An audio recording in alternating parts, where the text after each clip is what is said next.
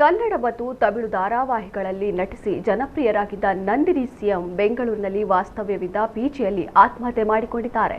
ಮೂಲತಃ ಬಳ್ಳಾರಿ ಜಿಲ್ಲೆ ಕೊಟ್ಟೂರಿನವರಾದ ನಂದಿನಿ ಬೆಂಗಳೂರಿನಲ್ಲಿ ವಾಸವಿದ್ದರು.